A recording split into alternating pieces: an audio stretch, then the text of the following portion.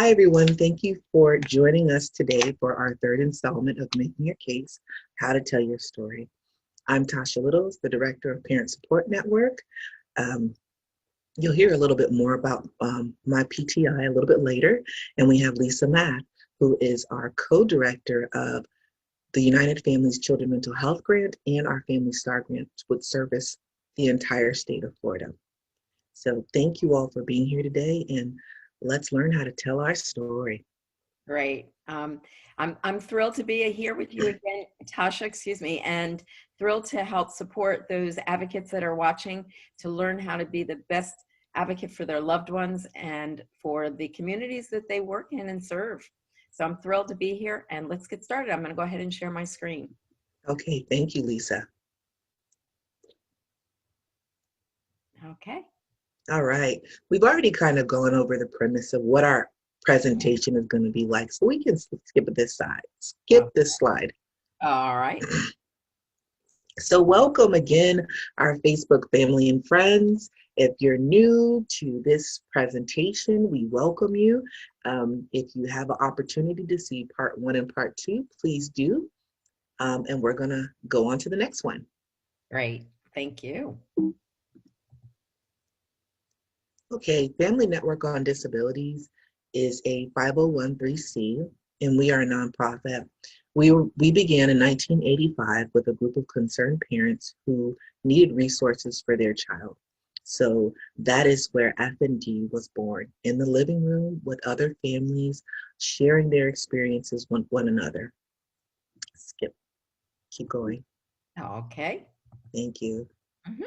So, as I mentioned, what we do is we provide support because that was the founding blocks that we were built on. We provide information, we provide resources, and most importantly, we provide support as you navigate the existing systems of special education for you and your child. Great. We are not doctors, attorneys, or paralegals, so we can't give any medical advice or legal advice, but we are here to be as supportive to you and help you make the best decisions for your family. As I mentioned earlier, as I promised, a little bit more about our our projects. We have Poppin in North Florida, PSN in Central Florida, Penn in South Florida, United Families, and Family Star. Family Star and United Families serve the entire state of Florida. So we all work together, and at the end of our presentation, we'll even go into more detail about what a PTI is. But we don't want to, but we'll continue. Great. Thank you. So here we are. Telling our story. Yes. This is actually my favorite section of the 4 parts, I have to tell you, Tasha, and I know you do like it as well, because I think our voices are important, but our lived experience makes such a difference when we share what we've been through and what changes we need to support our loved ones. So this is my favorite part. I'm glad to be doing it as well. All So right. with telling your story, as you can see, we're going to address several things today. We're going to talk about stories from the heart. What does that look like? We're going to organize your story and give you those strategies and tips to really make you feel confident. We're going to talk about that handwritten letter as opposed to just typing something up and using a form letter. We're going to talk about making phone calls. Working with the legislation and telling your story is a very strategic operation. And we're going to give you tips for public speaking. Public speaking fear is one of those on the list of top fears for people. So we want to make sure that we give you all the strategies to be confident in your story.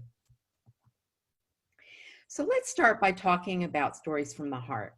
Storytelling is a very powerful tool for advocacy. And actually, if you think about it, storytelling is the way we've passed history through generations.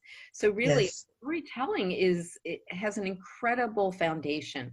Stories have the power to persuade and to move people to action. And we know that from everyday living. Stories are actually 22 times more memorable than facts alone. And it helps to make the case for why a policymaker should stand behind a cause. They want to hear your story. So, think about when we're teaching kids, when we give them life stories, to teach them history as opposed to just giving them facts. It stays with them, it imprints on them much better. So this is the same concept. When you are turning emotions into advocacy, you really want to be, like I said before, strategic. You're going to be telling your story in less than 30 seconds. And it's not, it seems like a long time, but you can't imagine how quickly that time will pass. So it's important that when you're talking, that you approach it with a very step-by-step basis. So you want to practice at home. You want to make sure that others are listening and giving you honest feedback. This is not about whether you're right or wrong. It's just being the best at what you're trying to accomplish. You want to make sure that the issues you're sharing are real. We don't want to go in with improper information or misinformation or facts that are not facts, because we want to make sure that what we're supplying the legislators with will truly help them to move that issue forward.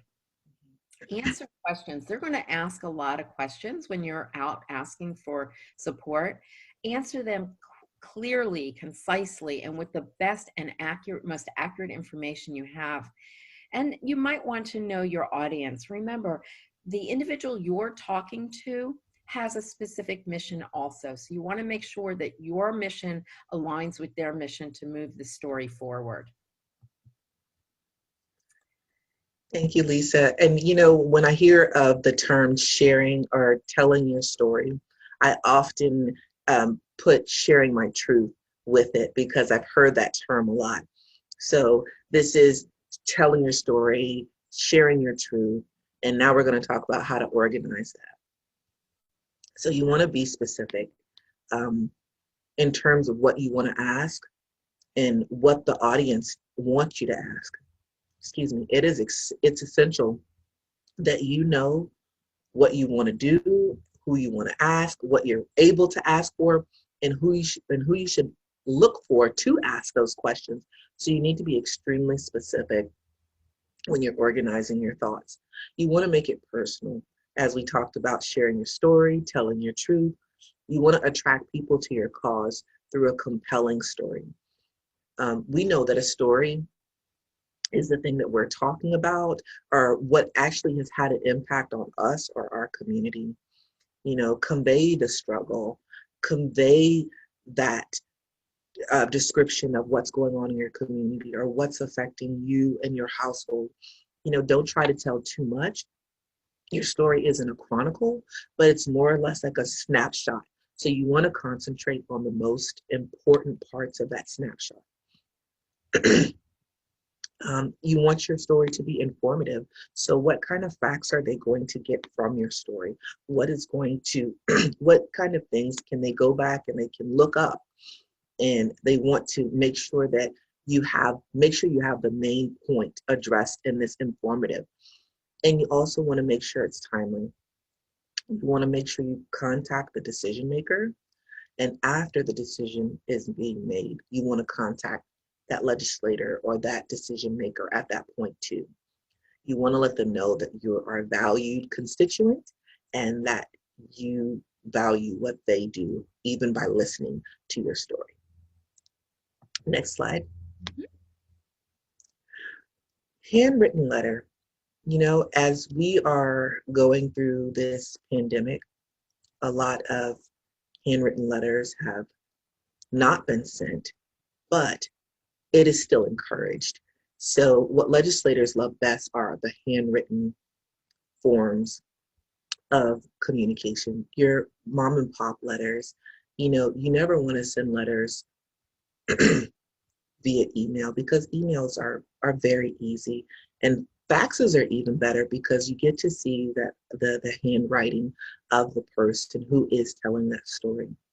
You want to make your letter personal. You want to make it about you and your story, you and your truth. You want to set the stage and introduce yourself in your story. Where does your story take place? Who's involved in this story? What will happen if action is not taken? And you also want to begin with a strong statement. You want to identify specific legislation. Tell your legislator what effects you think what effects you think their decision will have on a particular bill. If it becomes law, how will it affect you, your children, their education, your community, your your issue? You want to make sure that you are explaining your issue and your opinion at the beginning of the letter. You don't want to bury your main point, and you want to address one issue per letter. And I know that seems like a hard place, especially when you have a lot of things that you'd like to talk about, but just focus on one main point. And you also want to be absolutely sure that you spell the name correctly. Your legislator's name, whoever that decision maker is that you're writing to, you want to make sure that you're writing their name correctly and use the correct address. If you don't, you could possibly lose your audience. And make sure you know your legislator's gender. And this sounds obvious, but if you address your legislator by he instead of she, or vice versa, you might also lose that legislator's attention. And you want to write it in terms that they understand. We live in exceptional student education world, so we live with a lot of acronyms in our world. And those of us who are working as a professional or have had to go through and sit through individual education plan with our students, we know all of those terms, or we're working on learning all those terms, but our legislators are not familiar with those terms. So you want to make sure that if you have any abbreviations, that you're spelling them out, um, because your legislator may not know what you are saying. So that will help them share your story too. Next slide. Yeah, I just want to add something with regards to gender. I think we also have to be very cognizant of individuals who don't necessarily identify as male or female. They have their own gender identities, and we want to make sure we're recognizing that when we address these individuals. There is a movement in our communities now that individuals may identify as they or it or z, and we want to respect however someone identifies. So please do your homework when you're writing your letters and addressing these individuals. They want the same respect that you want. So we want to be Yes. really sensitive to that.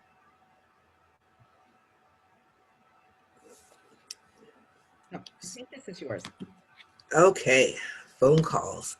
So phone calls, timing is crucial. You can have a greater impact when you act at the right time. Again, remember that all of these phone calls are logged, all the emails are logged, and you want to make sure that you're counted and do make a difference. You probably won't talk directly to your legislator, but that's okay. Whoever answers the phone is keeping a log of calls. So once connected to your elected official's office, identify yourself as a constituent to the receptionist. Clearly state your first and last name and why you are calling. As we talked about in the slide previously, you've already organized your thoughts, so you know why you're calling, right? You want to ask politely to speak with the staff who handles the topic that you are calling about. Sometimes the receptionist will indicate that you'll have to leave your comments with him or her. And if that is the case, you should still ask for the name of the particular staffer that handles that subject. If you're transferred to that staffer or you're put on that staffer's voicemail, reintroduce yourself and immediately identify the topic that you wish to discuss or that you're calling to discuss. You may even get your representative, so you have to be ready. You want to make sure that you're addressing a few brief points. And as Lisa mentioned in a few slides earlier than this, you may only have 30 seconds to even get those points out. So you want to make sure you're getting the main points. And also, you want to limit your call to no longer than 5 minutes, unless the staffer asks you questions and seems very engaged in the discussion, which my experience is that they will ask you questions because, as I mentioned, we do live in ESC world, and even I myself am not immune to, sliding in an acronym and then someone says, hey, what does that mean? And I'm like, oh my goodness, this is what that means. So Make sure that just to recap, that your timing is crucial. You want to also, you want to call in the morning. you know if you're if you want to make sure you're calling in the morning, because whoever's logging those calls are going to say, hey, this constituent called first thing in the morning because this issue is right on their mind. And you want to make sure you're going over those brief points, and then no more than 5 minutes. That's great. And it's funny, you just used an acronym. I don't even know if you realize ESE world. And I'm going to go ahead and say ESE means Exceptional Student Education World. But yes, it just rolls off our tongues, Tasha. Yes. Yeah. Awesome. So we're going to move on to public speaking. And I mentioned this earlier. Public speaking is on the top 10 list of fears of individuals when they survey people.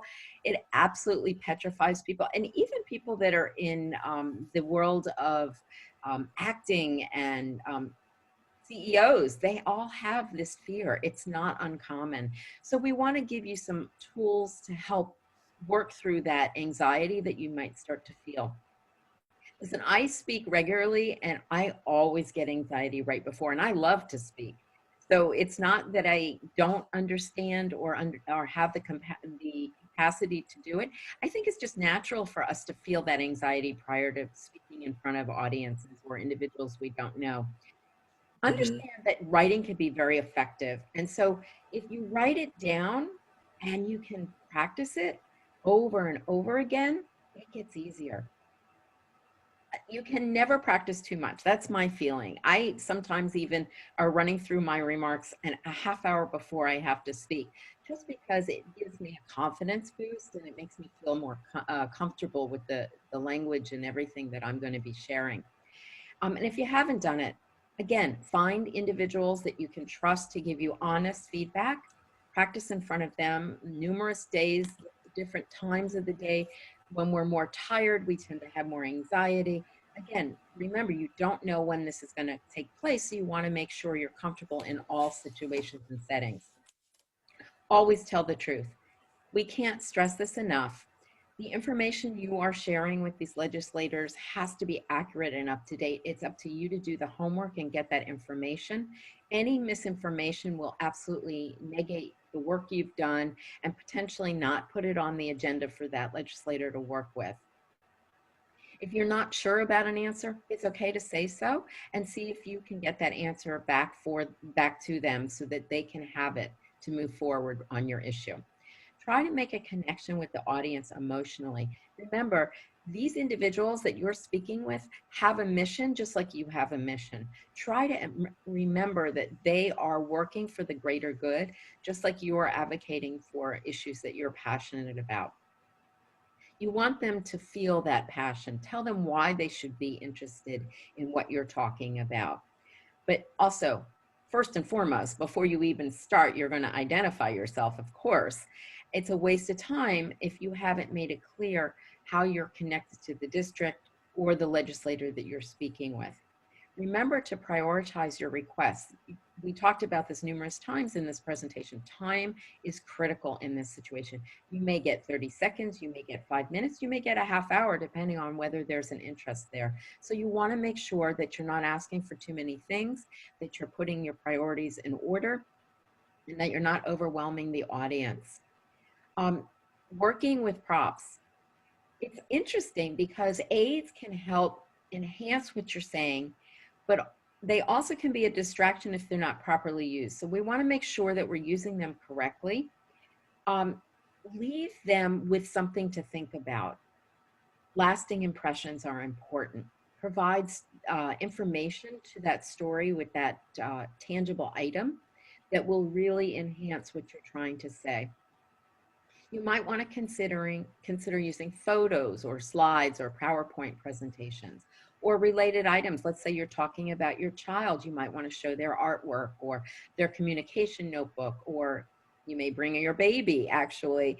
All of these things are critical, tangible, and emotional connections to your audience. You might have video or audio clips of your child or your family, or have another co-presenter with you as well.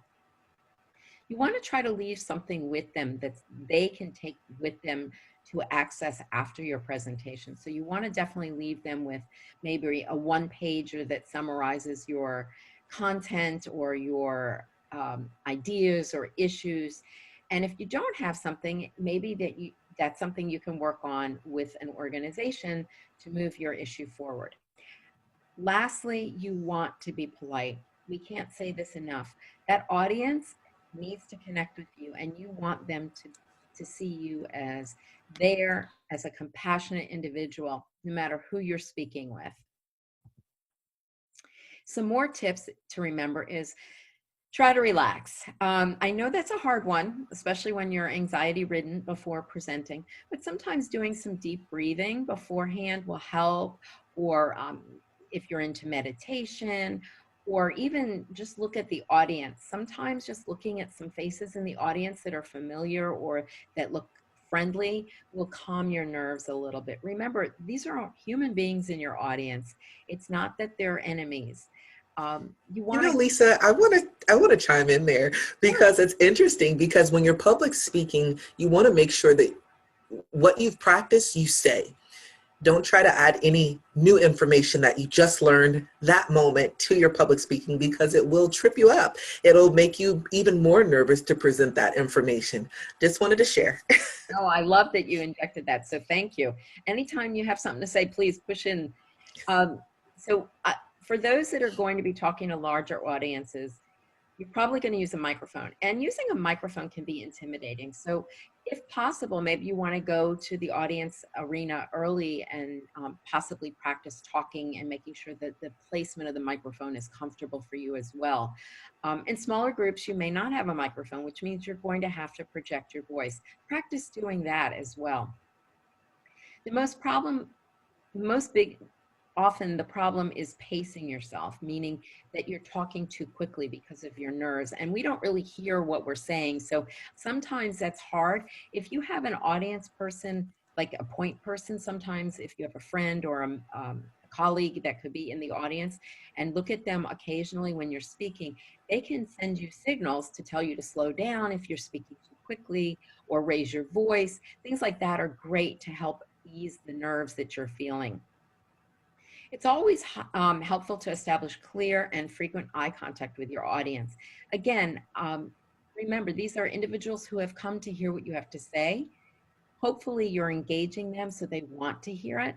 I always see, and I'll share this personal anecdote. When I speak to large audiences, and I've spoken to very large crowds, and I always like to make eye contact here and there with an individual, and it changes their posture, it changes their interaction with that experience, and it really feeds me. It makes me feel like I'm connecting. So try that little trick if you can. Um, you want to be um, humorous. I know sometimes when we're nervous, it's hard to really think about humor, but even if you're not really comfortable with it, try interjecting it into your presentation. Humor relaxes everyone. It relaxes you, it relaxes your audience, and it's a connection that is very universal. So everybody can truly appreciate that. And I think it really makes a difference. We want to obviously be mindful of cultural differences if we do use humor. And then allow time at the end of your presentation. Uh, ask questions. People are curious, and many times they've come with some questions already in mind, so they're going to want to connect with you. If you don't know the answer, of course, you're going to tell them, I don't know the answer, and find a way to get that answer for them if possible. You also do not want to vilify or speak ill of any opponent or individual that you don't agree with. This is important for your credibility, for your mission. You want people to not leave there with any type of negative impact. So you want to be careful that you're not criticizing other individuals that may be against what you're trying to do.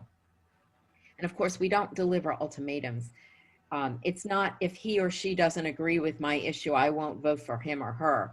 That's not how we operate. We need to be careful that we are being open, we are being inclusive, and that we respect that others will have differing opinions. right? Because that's what we're asking of the person whom we're trying to get to understand our issue. Sure. You know, going back to eye contact in the age of COVID, in the pandemic, and you're seeing a lot more things on Zoom. And I tell this to my son all the time, turn your video on, because making contact is going to help your teacher give you and deliver that information in a way you understand. If they see your face and they see you're really confused, they may want to go over that subject with you or pull you out in a breakout room to ask you more questions. So if you're doing it via video, turn your video on if you Great, can. great point, Tasha. And actually, I'd like to also add to that that we don't realize that 60% of our communication is nonverbal. So if we're not being seen, then people don't understand whether or not you're connecting. They don't understand whether or not you're understanding what's going on. So you're right, especially now in our virtual world, the only way we can identify emotions and connection is through visual. And so we have to use that body language. We have to use our emotions on our faces to be more in tune with our presenters and with the audiences that we're working with. It's a great idea and a great point. Thank you. Yeah. So, what if I cry? It just means you're passionate about the subject. You know, if you cry, even for the most experienced speakers, telling your story may reveal something personal and emotional and something that you may have connected to, or like we say in the world of exceptional education, you know, that pain is intermittent. You know, as far as what you have to do for your child daily, it's intermittent how you feel. And so if you cry, it's a good thing. You know, even for the most experienced speakers, telling your story, it's emotional. So you want to make sure you keep going. Don't feel embarrassed about your tears or about that emotion. Make your point. You know, keep in mind the person who is listening to you, you are trying to get them to understand why this is affecting you in this way. And you want to act accordingly. Um, you want to make sure that if you need a chance to compose yourself, you take it. And no matter how passionately you may feel, you know, you can do this. If you feel like, hey, this is overwhelming me, make sure you bring someone who can stand in where you left off. And if you don't, you may not be heard. So you want to make sure that if you are crying, it's a good thing, right? And it's to help you, it's to help your story, it's to help you get your legislator or that decision maker to understand how it is affecting you. And you And know, so, I wanted to just say something about crying. I think we as a society think crying is a sign of weakness. And I think that's a very sad thing. It's an equal emotion to happiness and laughing. And we need to respect that emotion. Showing emotion is just as much showing strength as it is showing that you're human. So we need to respect that emotion and allow it to be part of the story we're sharing. We have pain, and it's okay to share that pain, whether it's through crying or storytelling. So I love that. so as promised, we're going to go into a little bit more about our organization. So Family Network on Disabilities houses all of these programs that you see. I work in what's called the PTI, which is a Parent Training and Information Center. There are multiple parent centers across the nation. Most states have one. Florida is fortunate to have three because of our diverse needs in the state and our population. The Office of Special Education said, hey, Florida, you get three PTIs. So we work collaboratively across the state with our discretionary projects and with our sister projects. Family Star, which supports medically complex needs. And if you have something called a health plan in your IEP, Lisa Math is the person you want to talk to. Also, United Families Children Mental Health, and Lisa is your person to talk to for that as well. FND also houses trust services, and we also have our Advocates program.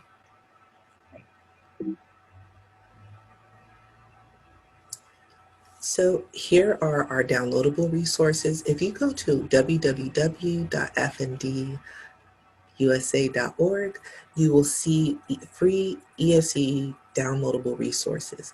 We have all areas on that website. So you can go from acronyms to procedural safeguards to related services to information about COVID, finding different links to other discretionary projects around the state. It's just a plethora of information.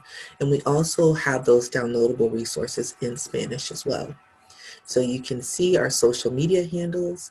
And as I mentioned, our PTIs also have their individual Facebook pages, so those who are supporting that specific region. So you can go to our main page and then you can go to that particular regional page like FND PSN and find out things that are happening in Central Florida.